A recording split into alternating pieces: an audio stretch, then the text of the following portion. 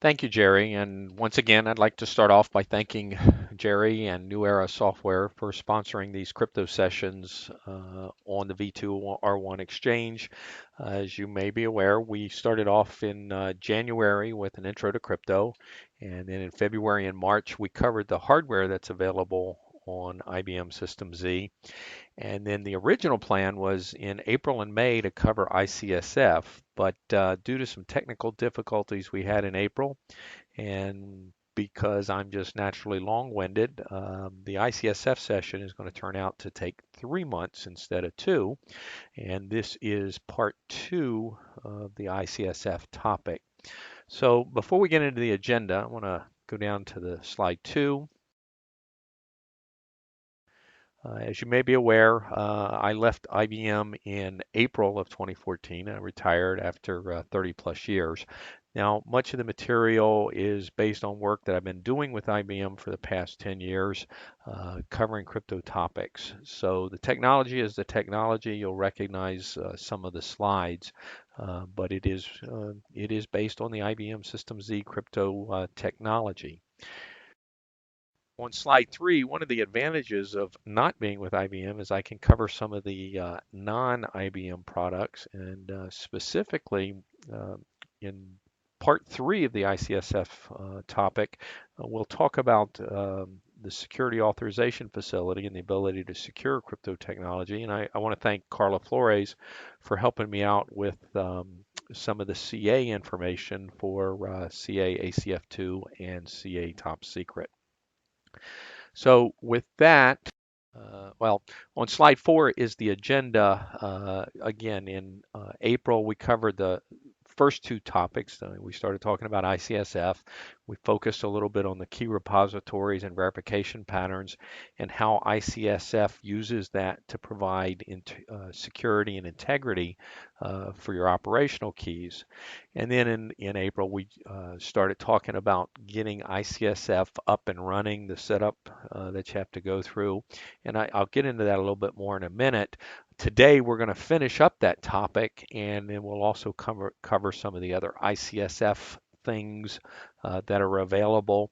And then next month, we'll come back and finish out ICSF, focus a little bit more on the key material, some of the CCA implications, the APIs that are available, and then finally the SAF and the security around the environment. So with that, I'm going to skip on through several slides that we've already covered.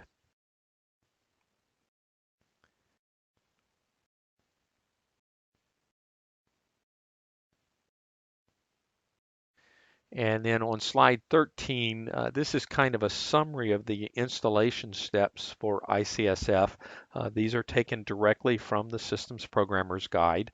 And we did cover the first four steps in April up through setting up the started task. So today we're going to pick up and cover the last six steps, beginning with the configure the options data set. So once again, I'm going to skip ahead to about slide 20.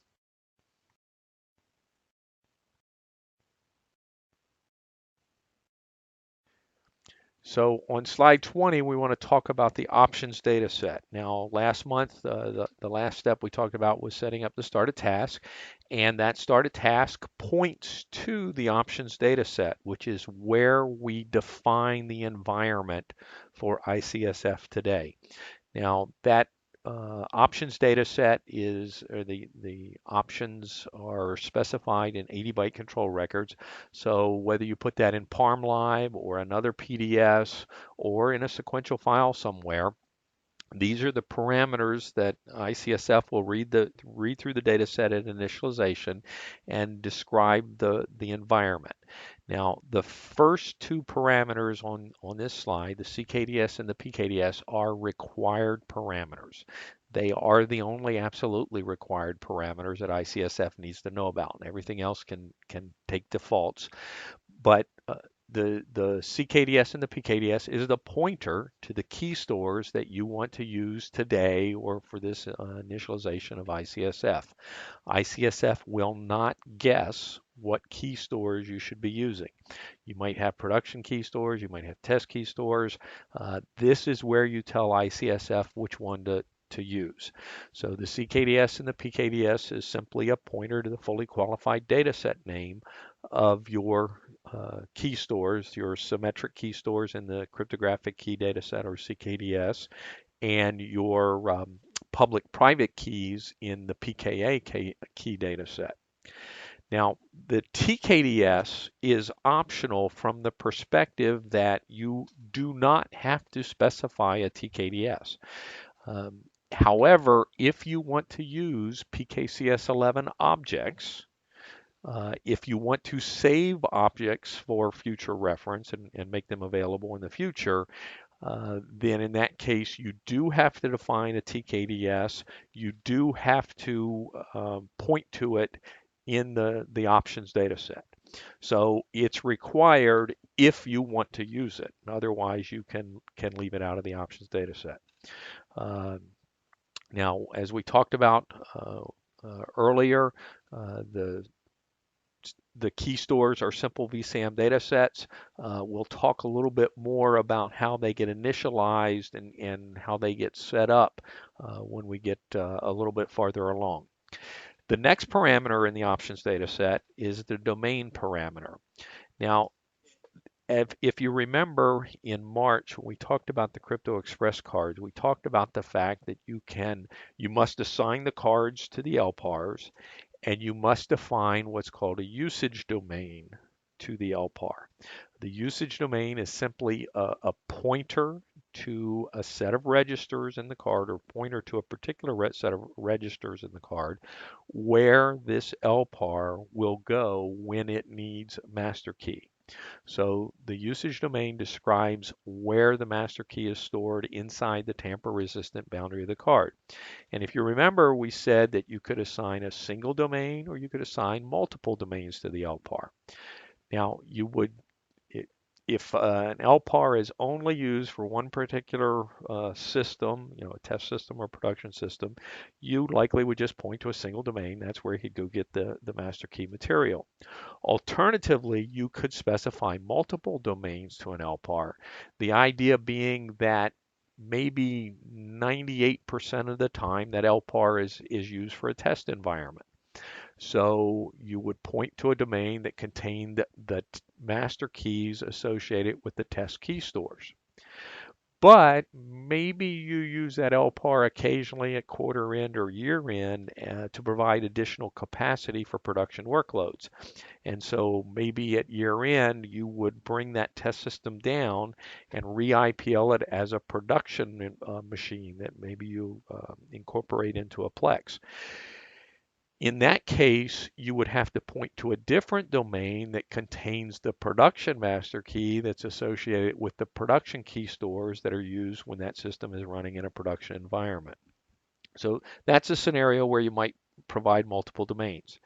If there are more than one domain assigned to the LPAR, then you must specify in the options data set the domain parameter, which tells it which domain, which set of registers will contain the master key that it's going to be using today.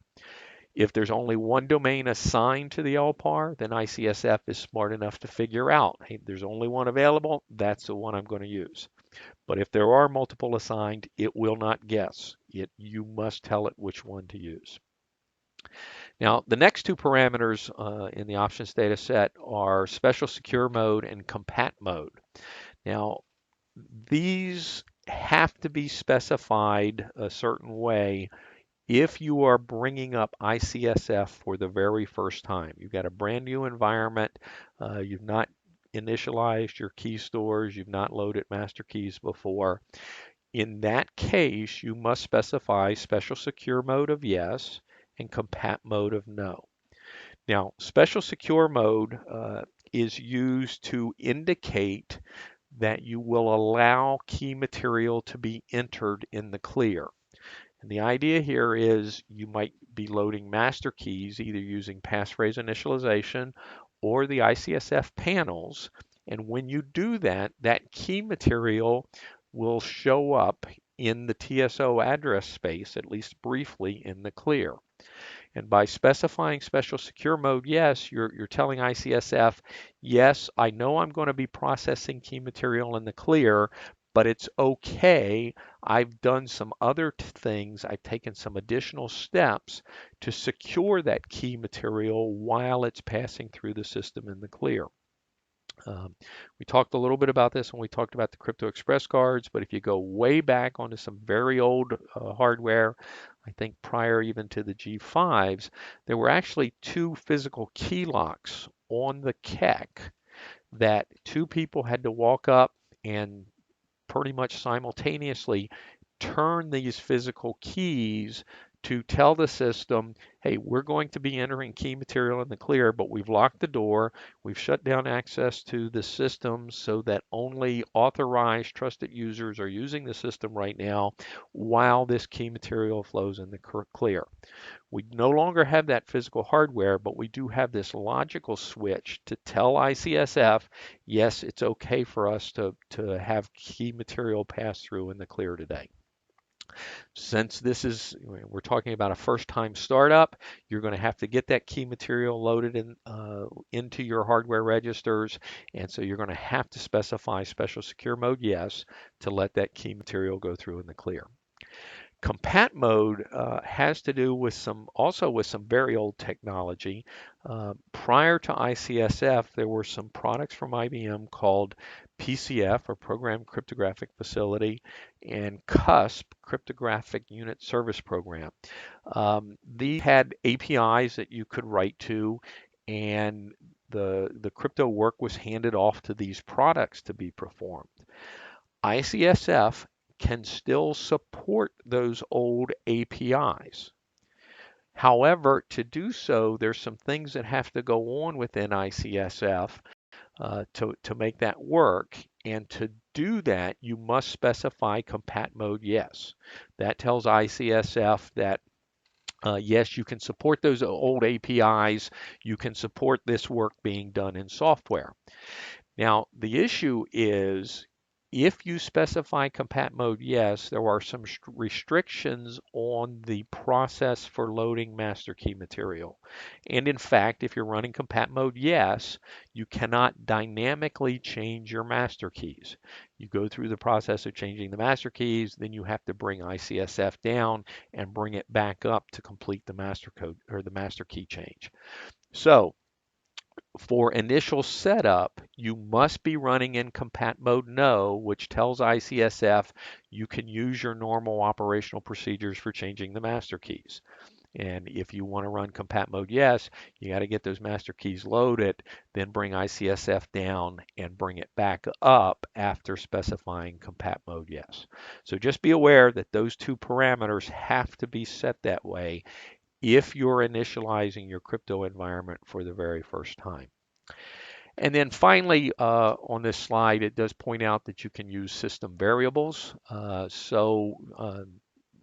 you put your options data set in the ParmLive member, just like many other members of ParmLive can use system variables, gives you the ability to have one single options data set that supports multiple systems.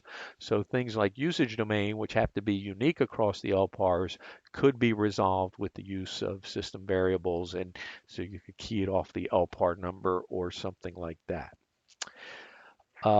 Let's go to slide 21. The next set of parameters in the options data set have to do with sharing your key stores. Now, we've kind of touched on this a little bit before in the fact that you can share a key store. So maybe you have a Plex environment, you've got 3 production LPARs.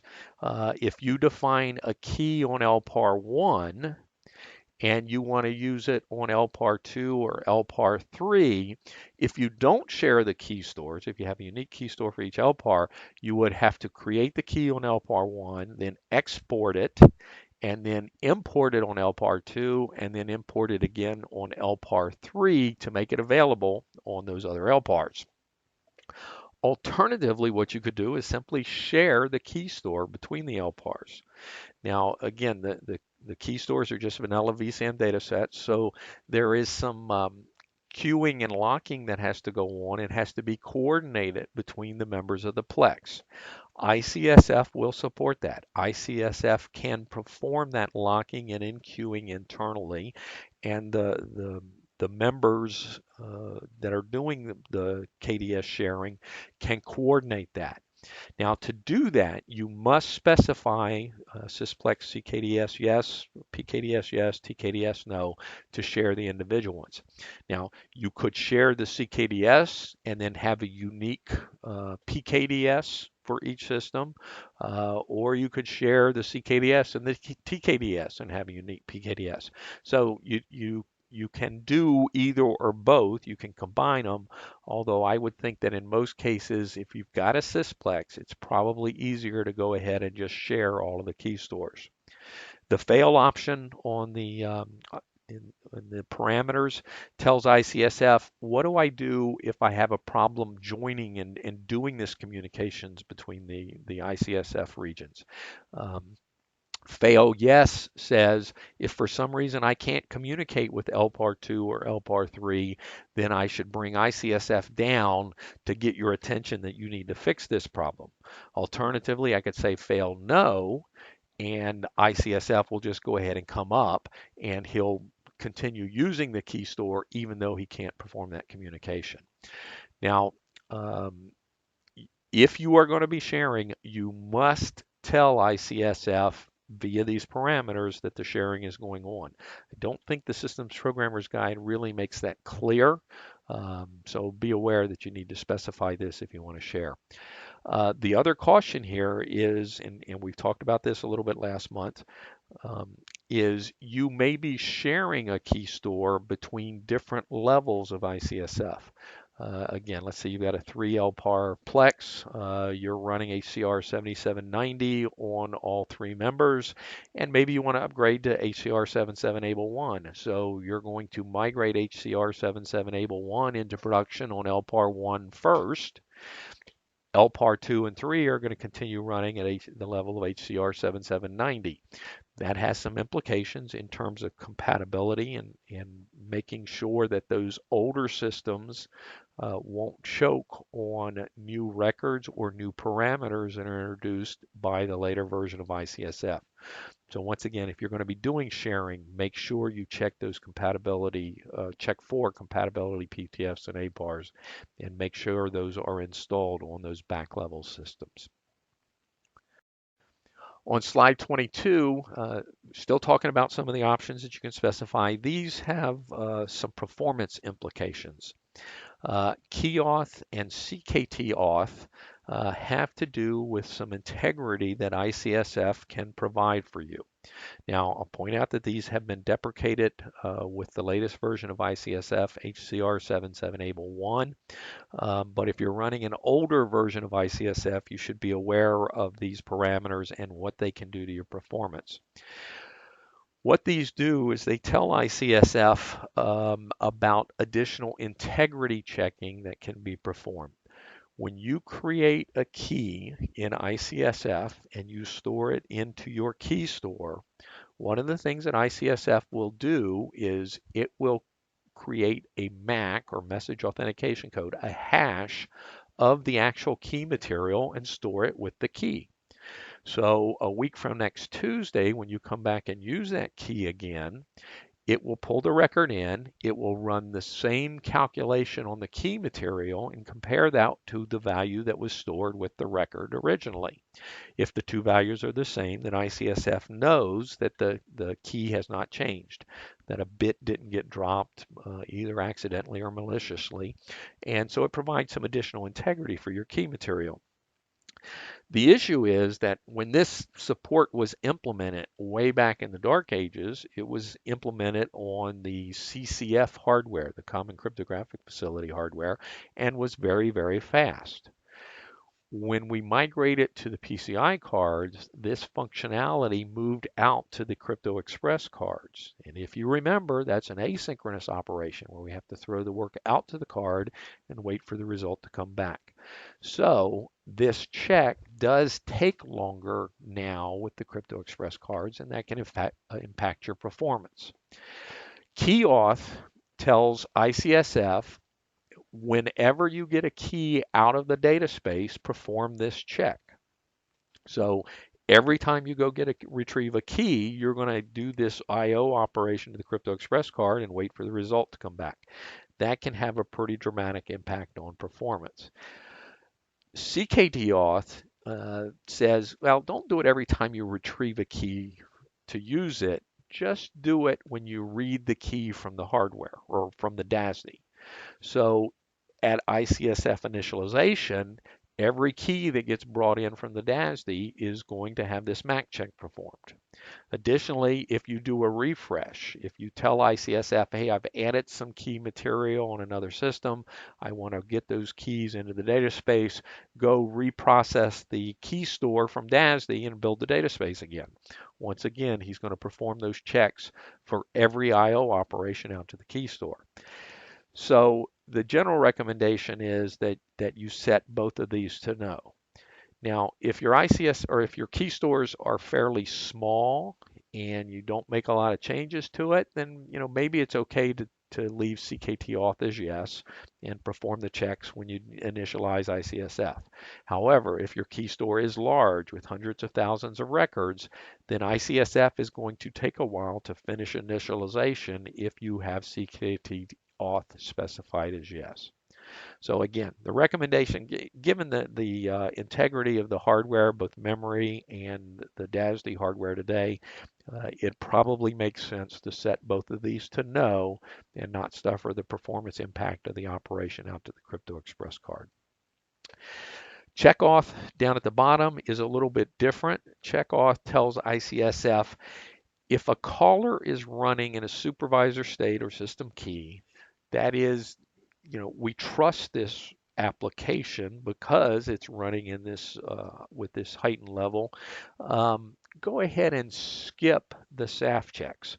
Don't bother checking to see if the caller is authorized. The presumption here is that you are only installing code that's running supervisor state or system key that you trust, that you've done due diligence, that you've gone through the code and evaluated the code and it's not doing things under the covers, it's not doing surreptitious things that it shouldn't be doing. So you trust the code, so go ahead and skip the SAF check. Now, this is probably something you need to review with your auditors and your security folks before you turn it on. There are some auditors, and rightfully so. Where does this supervisor state code come from? Is it an OEM product, or is it something you've written locally and you've got the source code and you go through and say it's not doing anything that it shouldn't be doing? On the other hand, if it's OEM code that you don't have the source of, do you trust the OEM vendor that they're doing things correctly? So this can help performance by bypassing those SAF checks for things like DB2 that might be running in supervisor state and system key. Let's go to slide 23. Another parameter that you can specify in the options data set is the exit parameter. There are a number of exits available to ICSF, starting with some generic mainline exits. Whenever ICSF starts, there's an exit that gets called. So you can perform additional local testing or checking that you want to do in those exits. There's exits for operator commands, like the stop command. So maybe you have an exit that says, was this issued from the master console? Because we're only going to stop ICSF when the command comes from the master console, as opposed to coming from some TSO session that's acting as operator. There are APIs or there are exits for many, not all, but many of the APIs. The idea here is if you perform, say, a CSN, B, ENC, and encipher operation, you could drive this exit and perform some additional checks to make sure that the person is authorized, or maybe do some local processing that you need to do. There are exits associated with processing keys, whether you're getting them from the key store or from a data space, so you can do additional checks.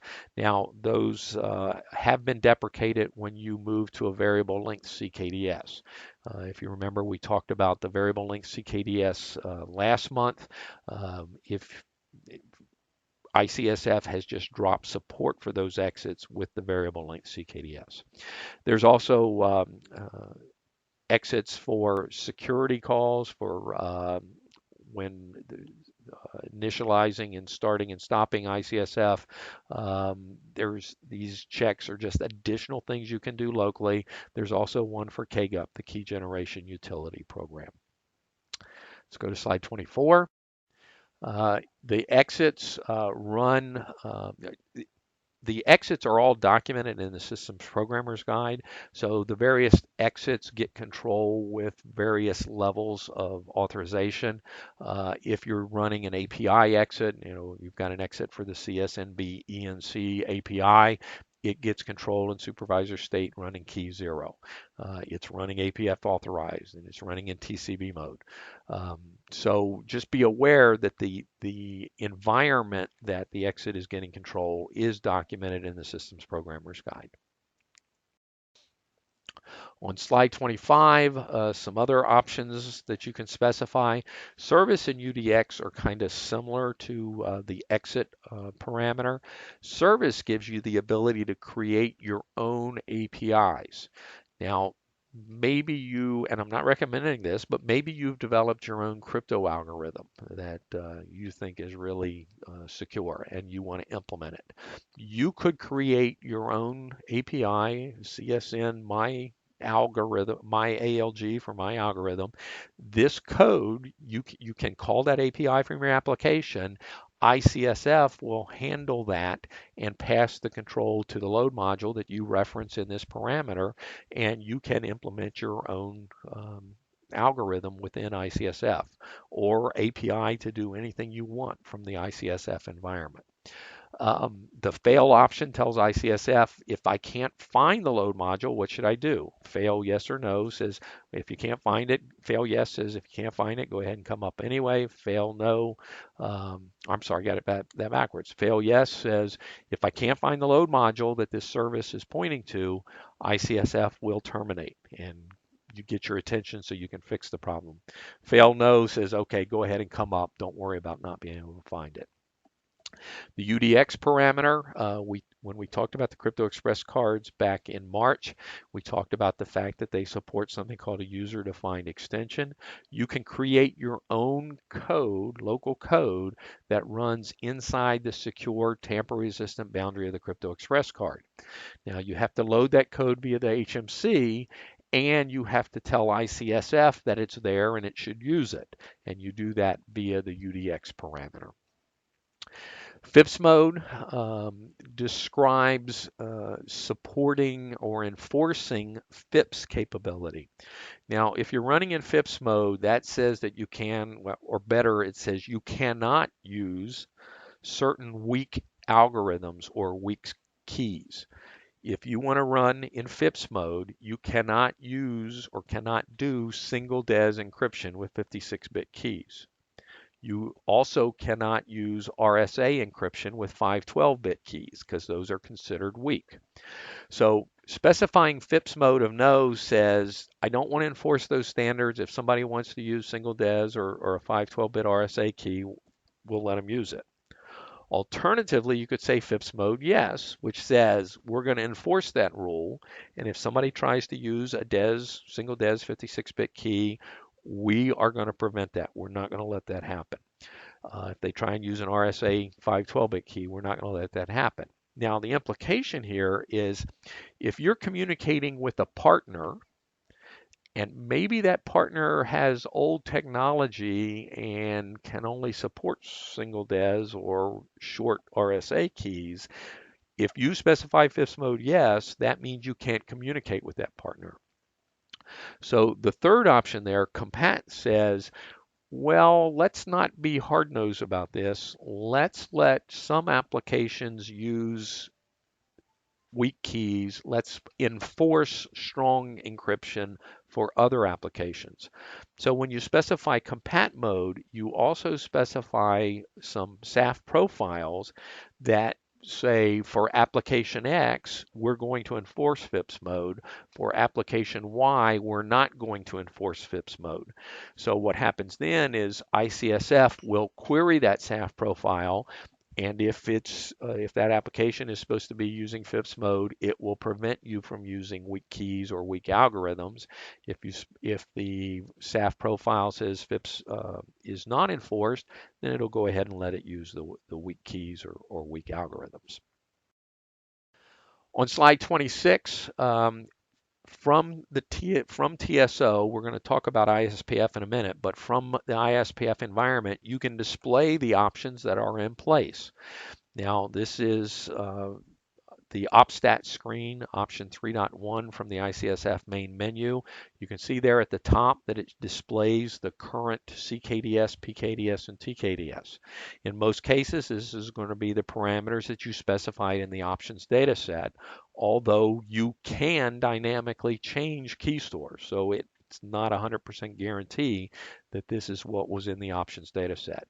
Third line down there, the domain parameter, that is either the single domain that's available to the LPAR or it is the domain that you point it to in the options data set. You cannot dynamically change the domain parameter.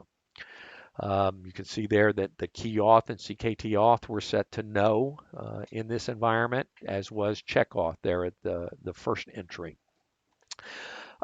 Briefly want to mention waitlist down at the bottom. We haven't talked about that. Waitlist, if you remember, the Crypto Express card is an asynchronous operation. So the work that has to get handed over to the card and the address space waits for that to be completed. If you're familiar with CICS, you know that CICS does not like waits. You are not allowed to issue a ZOS wait from your CICS address space.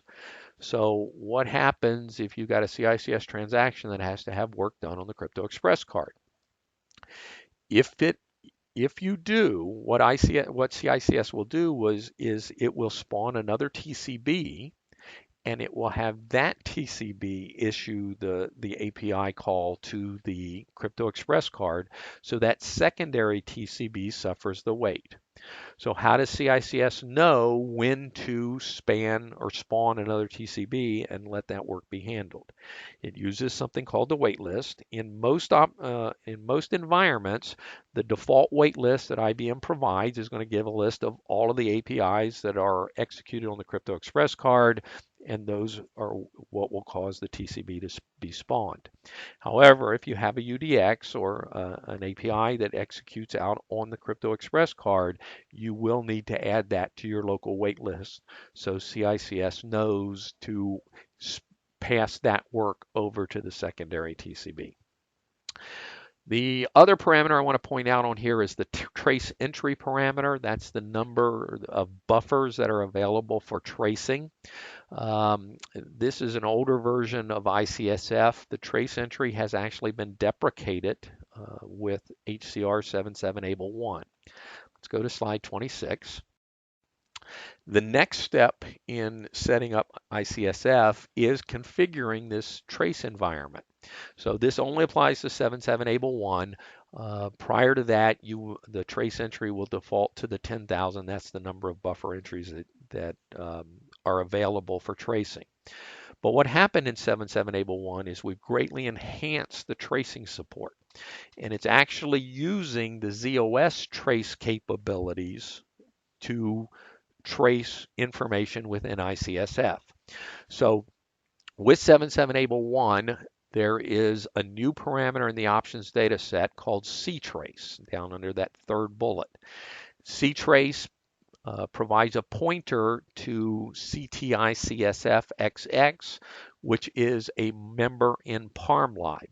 The CTICSF00 is provided as part of the HCR 77ABLE1. That describes the tracing environment or what will be traced within ICSF. Now, you can customize that ParmLib member, the CTICSF-XX, to say, I only want to trace accesses to the key stores, or I only want to trace API calls, or you can tell him to trace everything. But the point is, ICSF has enhanced the tracing capabilities, made it a little bit more granular, made it a lot more comprehensive, a lot more flexible. So be aware that this new capability is there. The trace entry has been deprecated. You can leave trace entry in your options data set, and ICSF will generate a message, CSF00212, that basically is telling you, I'm going to ignore this trace entry because it's not supported anymore. The documentation for how to configure the ParmLive member and specify what you want to trace is documented in the Systems Programmer's Guide. And in most cases, you're just going to go with the defaults and only change that when the support center says we need more information. We got to change the tracing options. On slide 28, you need to provide ISPF access to your ICSF libraries. Now, if you think about this, ICSF provides the ability to manage the ICSF environment from TSO and ISPF. You probably don't want everybody in the world to have access to those panels. One of the panels gives you the ability to load new master keys. Another panel gives you the ability to actually change the master key. So you probably want to limit who has access. That means you would probably not add those data sets to the IKJ TSO member. What you may want to do is have a special proc for your ICSF administrators, or maybe a Rex exec or a C-list that will dynamically allocate those libraries and add them to the existing concatenations. You'll also need to add an option to your ISPF main menu, maybe an ICSF option that says, take me to those panels and actually bring those up. There is the capability to secure the ISPF panel access. We'll talk about that a little bit later on, but I would generally recommend that you not just automatically give everyone access to these panels, the panels and the messages and the skeletons and everything that ISPF requires. On slide 29, the step 8 in the ICSF setup and customization is establishing that SAF environment. So you want to protect the ICSF libraries. So these skeletons and messages and panels, you probably want to have set those up with UAC of none and only give the ICSF administrators and maybe the Firecall IDs access to those libraries. As we talked about before, you want to protect your key stores. The CKDS, PKDS, and TKDS can have clear key material in them. So you don't want just anybody to be able to dump those and look at them. So you want to protect those. We'll talk more next month about protecting keys, but you have the ability to set up SAF profiles for keys or groups of keys such that you can limit who can use a key for encrypting or decrypting. You can also protect APIs, so you can limit who can generate a key, and you can limit who can encipher and decipher using a key. So your key officers might have the authority to do key generation, but they may not be permitted to do the encipher or decipher APIs. Similarly, your production region or your production IDs would probably have authority to do encryption and decryption operations, but they would not have the authority to generate new key material, or even more importantly, the ability to export key material so that they can't surreptitiously take a copy of the key to another system. And then again, you do have the capability to protect the ISPF panels. You can limit who can load new key material via the panels. You can limit who can do a re-encipher of the CKDS and PKDS. So these just provide you that layered protection. So if somehow somebody can breach one aspect of the system, they can't breach and accomplish their goal or their nefarious actions from using the other levels of security within the system. I'm going to pause here and take a drink.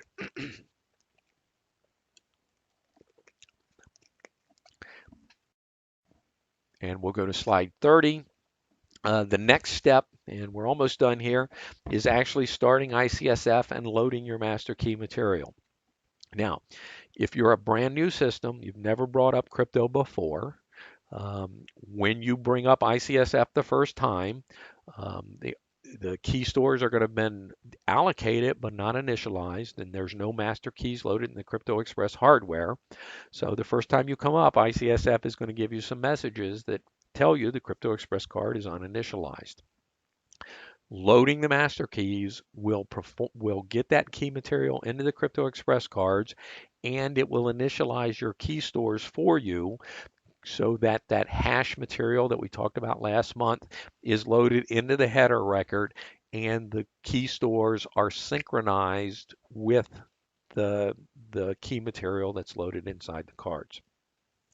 Now, if this is not the first time you're bringing up your environment, then you likely already have your key material loaded in your Crypto Express cards. Your key stores are also initialized. So optimally, what's going to happen here is ICSF, when you bring up this new version, is he's going to go out and look at the Crypto Express cards. He's going to look at the key material. He's going to compare that to the header records. Everything's going to come together nicely. He's going to say, hey, these are in sync. You're going to get some messages that tell you that the master keys are correct. As we talked about before, if for some reason they're not, maybe you're bringing the system up on a DR system where you don't know what the key material that is still in the Crypto Express cards is, you will get messages that the master keys are in error or not correct. And at that point, you'll have to fix the problem. Either load the correct master keys or point to the key stores that match the key material. Let's go to slide 31. On slide 31, this is an example of what you might see on bringing up ICSF, a new version of ICSF the first time on a system where the key material is already loaded. So you're bringing up the new version of ICSF in an existing environment. Now, this is a cut and paste from the System Programmer's Guide, and there is a typo in the System Programmer's Guide. That very first message, CSFM124I for the P11 master key, that should be CSFM129I message. That tells you that that P11 master key is correct. That is, the EP11 master key that's loaded in the Crypto Express 4S card matches the TKDS. You get the same messages for the DES, AES, RSA, and ECC master keys in this environment. Now down toward the bottom, the third line from the bottom, there's a message CSFM 508I. There are no cryptographic accelerators online.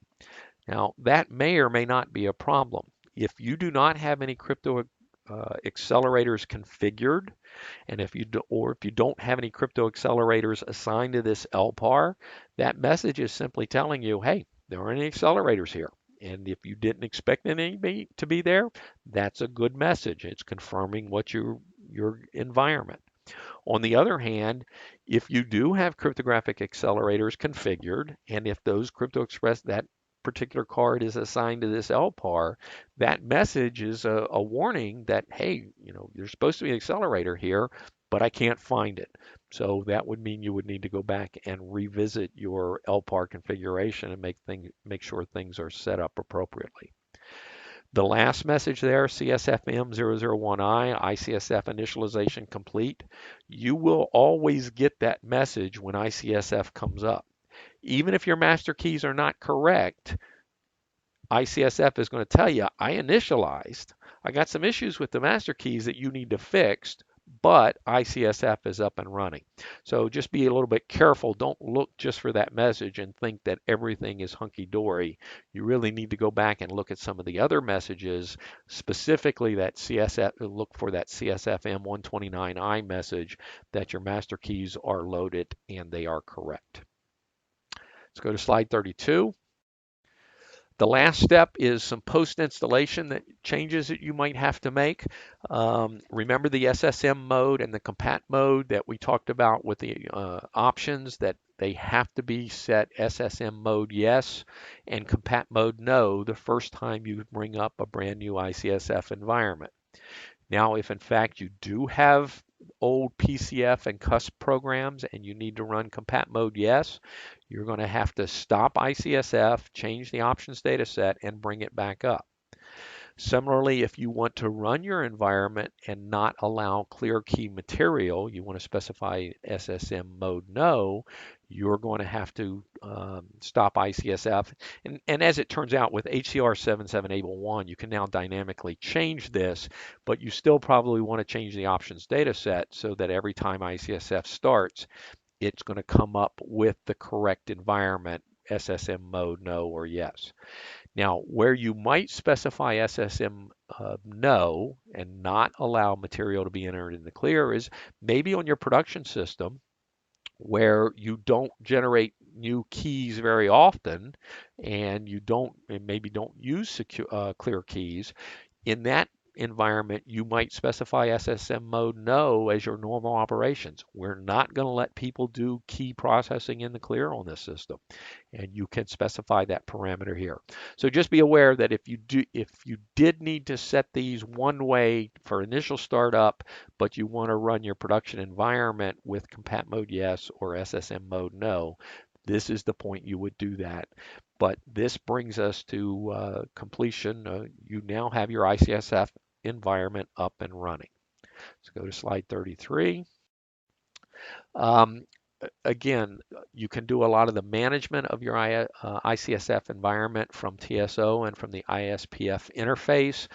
This is the main menu. Notice in the upper left-hand corner there, the FMID ID. One of the nice things, if you don't know what version of ICSF you're running, you can go to the ICSF main menu and see the FMID there. Now, there is an ISPF parameter called panel ID. And turning panel ID on, ICSF will display the module or the panel that it's using, this particular panel. If you turn that off, this main menu will tell you the FMID ID. So it's an easy way to check what version of ICSF you have up and running. Now there's various options on here. Coprocessor management is how you look at and change master keys, and we'll look at that a little bit more in a minute. Master key is how you actually manage, you perform the change using the master key option 2. We saw the OpStat earlier. Admin control gives you some granularity on controlling access to the key data sets. We'll go through these a little bit more with the next couple of slides. Kind of a summary of everything that you can do from ISPF. You can look at the coprocessor status. You can manage the coprocessor status.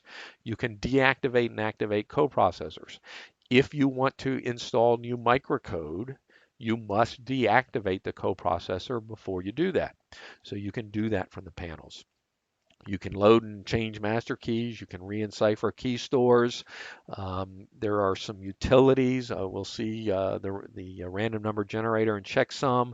There's the passphrase initialization utility for getting your system loaded, getting the master keys loaded the first time. On slide 35, there's actually 3 ways to load your master keys. You can use pp-init, you can use ICSF panels. We're going to talk about those a lot more in August when we talk about master key entry. And then the trusted key entry workstation, we talked about that when we talked about the Crypto Express cards. It's a secure workstation where you can generate and then push key material up to the host. Now, the first 2 of these are available via the ICSF panels.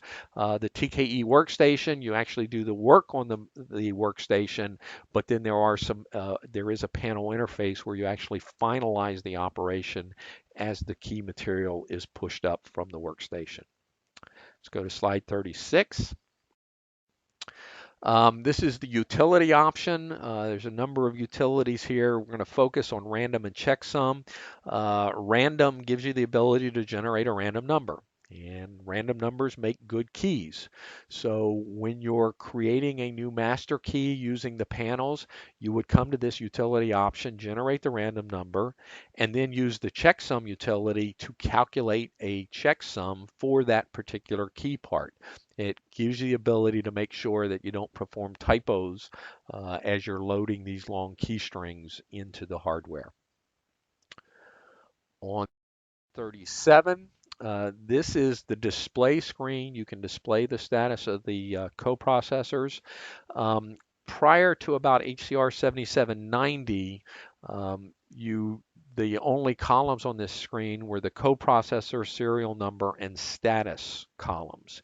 Status of active says um, the the card is available, the master keys are loaded, everything is in sync. You can do crypto work on that card. Status of offline says for whatever reason that card's been taken offline, it's not available to this LPAR. The LPAR knows about it, but it can't use it right now. Now, starting with the later versions of ICSF, those additional 5 columns out there to the right give you the status of the individual master keys that are loaded in the car. A status of A says active. That tells you the master key is loaded and it matches the key store. You might see an E in the status column there, which says it's an error. There's a master key loaded, but it doesn't match the key store. You might see U for uninitialized, which says there's not that particular master key hasn't been loaded. Now, the coprocessor column, there's some coding there that tells you what type of device it is. Those 4-character coprocessors that start with S, those are all Crypto Express 4S cards. And then the second character tells you how it's configured. The P says it's configured in PKCS 11 mode, and we can see that there is a P11 master key loaded for SP08. The A says it's configured as an accelerator, and there are no master keys loaded with accelerators. And the C says it's configured as a crypto coprocessor, and we see that all 4 of the main master keys, the AES, DES, ECC, and RSA master keys are loaded and correct. The G and H go back to some older cards, the Crypto Express 3. The coprocessor type of H is an accelerator. The G is configured as a coprocessor. Now, from this panel, you could put a D next to individual coprocessors and deactivate. That's not display, it's deactivate, which will take the engine offline. And then you could do an A to activate it. You could also put an S next to them for show, and that will provide some more detail about the master keys. Let's go to slide 38. Slide 38 shows we've done an S next to coprocessor G06 and G07. So this shows us that there is a master key loaded in the current master key register, and its hash pattern that represents the master key is Fox03 Charlie. There's not been a new master key loaded, and we haven't changed master keys because there's nothing loaded in the old master key register, so those are still empty.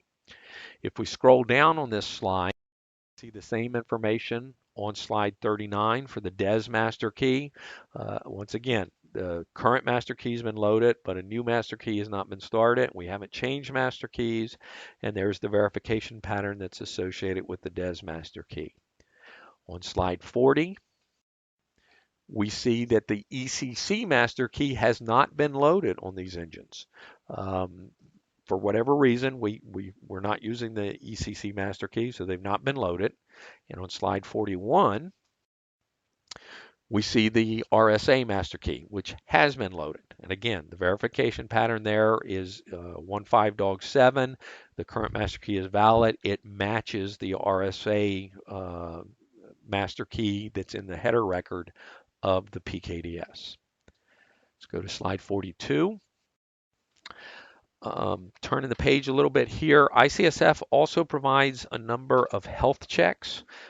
Some of these are migration checks, some of these are health checks. So for example, down at the bottom, the coprocessor or the master key consistency. It used to be that when ICSF started, it required that the DES master key be loaded first. And the reason was, way back when we only supported DES and RSA keys, the operational keys, your DES keys stored in your CKDS, your private keys stored in your PKDS, were encrypted using the DES algorithm. So DES had to be available. Now, over time, IBM came to realize, there's going to be some customers that implement ICSF for the first time, and they are never going to use DES or triple DES. They're only going to use AES. So this restriction that you had to load the DES master key didn't make sense. So ICSF changed its initialization logic and did not and no longer required the DES master key to be loaded first. When that was implemented, it turned out that ICSF caused a bit of a problem in a couple cases.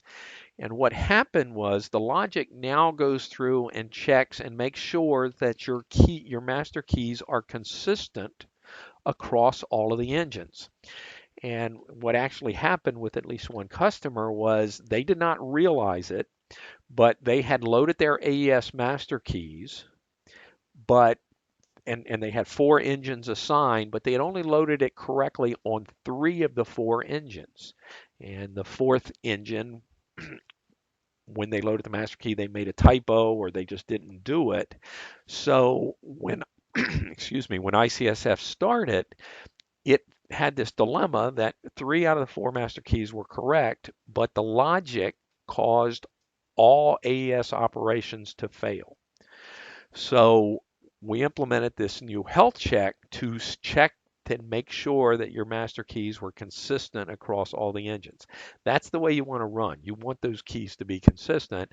This master key consistency check will periodically check and make sure that master keys are consistent. The coprocessor state neg change will flag if your key material has your master keys have changed since the last time the health check ran.